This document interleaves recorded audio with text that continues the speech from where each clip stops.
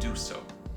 Now, today we are going to talk about the Marvel property and 20th Century Fox property, which Disney. Now it's 20th Century Publishing now. So okay. Yeah. Fox is out of the. Fox is out completely out of the thing. The Fox now. part is done. So. Right. And this is basically Predator versus Wolverine. First issue. Some good stuff. Yes, this is some excellent stuff. Any case. Thank you. So I would like to say I read the first issue, and I couldn't wait to get to the store to go get a copy. Yeah, and it was just so visceral. Because I mean, it just starts off. The characters are both visceral characters anyway. Man. Yeah, but to sit up there and have basically the man who's good at what he's doing on the run, that tells you a whole lot about what's going on. Exactly. Well, the thing is too, and I want to interject this. Someone had mentioned to me not too long ago. He said, "Man, that would make a bomb-ass movie." I said, "Yeah, I agree." You know what? Hey, you guys are listening out there. Yeah, please make a movie of this. this. Please make a film of this, so that way you'll have Wolverine and Predator going at it toe to toe. I'm sure there'll be a whole lot of fans. Because they're both hunters. Of course. Yeah. And they're both hunters, and they're both they're both hard to kill. Yeah, exactly. That's the bottom line. They are both hard to kill to the point where, hey, you try to stick them, shoot them up with poison, whatever, still hard to kill. Exactly. Because one thing I liked about the book is it jumped from the present to the past. Yeah, it kept time jumping. And it showed James Howlett, a.k.a. Logan, a.k.a. Wolverine, right, back at the turn of the century. You know what I was going to say? This is about around the time, like a little while after the events of Wolverine Origins. Yeah, that's true. And he looks like he's in his 20s by that point. Yeah, because the Origins took place back when he was a little boy. And it kind of touched upon it in the movie, but we ain't gonna just yeah. They touched upon the movie version, but it's just they just left that one important scene and that's that. But we're gonna leave that. No, don't say no. So just say it because it's no. Anyway, the book. Get back to the book. The book was good, and the way how they set it up. Logan had no idea that there was of course, whenever he comes across any adversary, like on par with the Predator, right? He had no idea that Predator was right there anyway. No, and I mean, so much so that the person that he basically was working with, you don't know what this person's intentions are, but it soon gets revealed. But then you see how karma works too. Yeah, it worked real fast. But then at a certain point, you see Logan doing what he does best. Right. Which is nothing nice. But he's able to hold his own against an otherworldly adversary in the early part of the 20th century. And you know what? I can't wait till issue 2. Oh, yeah, I can't wait for it. Because it's a 4-issue limited series, and this is just chapter 1, what we're reading. And that's the thing. You see, what was the name of the group that he belonged to that was hunting, with Maverick? Oh, Weapon X. Weapon X program. Yeah. And basically, you see these guys doing their thing as a hunter, but you see the Predator do his thing too, and it's nothing nice.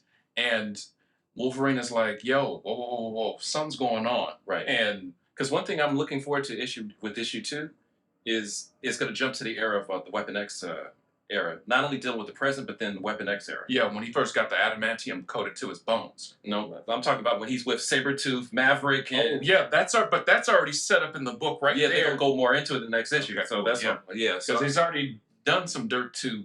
Yeah, I don't want to give a spoiler, but spoiler alert. Let's just say the first issue already has a few deaths, and all I have to say is it's enjoyable, but at the same time, you can't wait to see how it's about to play out because you have the world's most feral and strongest with the healing factor mutant versus the ultimate hunter. You know what I just thought about too? It just dawned on me. Son. You know that movie Prey? Oh, yes. That could have taken place like a little while after Prey. Yeah. Because remember in Prey, not to jump onto the movie real quick, but we are jumping onto the movie. How that Predator was hunting down the other animals in the wilds at that time during the 1700s? 1715. And that's the thing. The Predators have been visiting Earth, which they're called the Yautja. They have been visiting Earth for several centuries. So And- they've been doing that long before Wolverine was even born. And that's the whole point I was making about was the Yautja visiting the Earth, and not only that, in the film, remember they were going after animals until they wanted to find out which one's going to be the biggest one, and eventually man turned out to be the biggest one. Right. And so maybe this is like a little while after the events of That's true. some years events after the events of Prey. That's true. Yeah. Because the thing is, it's not mentioned in terms of the events of the film of Prey, because who's to say how that plays out after that first film was done? Right. But at the same time, who's to say this is another clan of Yautja that came in to do the hunt in that part of the world in Canada? Right. Mhm. Because we're dealing with North America at that time before it was settled by the United States, of course, completely through and through. But we're talking about the Canadian outback. Right. Right. And the predator that was hunting Wolverine and a few others at that time, basically, just could have been just one lone predator. Mhm. But flash forward to the future, to almost modern times, that's when you run into, wait a minute now, let's see how this is going to actually play itself out with the Yautja versus Weapon X. Yeah, and you also have to keep in mind. I'm wondering if, like, do you remember how it started off in the present before it jumped into the past? I'm wondering if that's part of the overarching story story for all 4 issues. So I wouldn't be as it plays, surprised. as long as it plays out and jumps to the past, but then the present will still have something to do with it. So what I'm thinking is anything that goes on in the past Mhm. eventually will basically come to fruition in the present, which as the issues play out. So that's one thing I like about it. So basically, what you're saying is the timeline will eventually meet up where it's supposed to be, but it's jumping to the past to set up what's going on, and in the present, or rather the future, it's basically setting up. So okay, they're on a mission to do something else, Right. but they don't realize that they're being hunted by Right. the otherworldly. And you notice that in the past, the Wolverine and before he was known as Wolverine, and the Predator in the past, once they were hunting each other down, then they went their separate ways, only for them to come back later on down the line, Right. which would be the next issue. So, Right. So, but all I have to say is, we're both saying is that you will enjoy it. If you have a chance, go out there and get it and read it.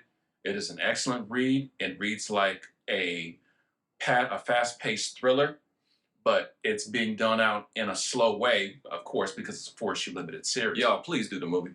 Yeah, Yeah. please, yeah, just go ahead and make the movie. Just Yeah, make the movie. no, make the fans happy. Go ahead and make the movie. Yeah, and y'all want to print some money? Yeah, make the movie.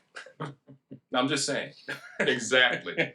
But if you have any questions or whatnot, feel free to hit me up at thecomicanthologist@gmail.com. I listen to all comments and things and whatnot. And like I said, if you haven't hit that subscribe button or that like button, please do so. In any case, have a great evening.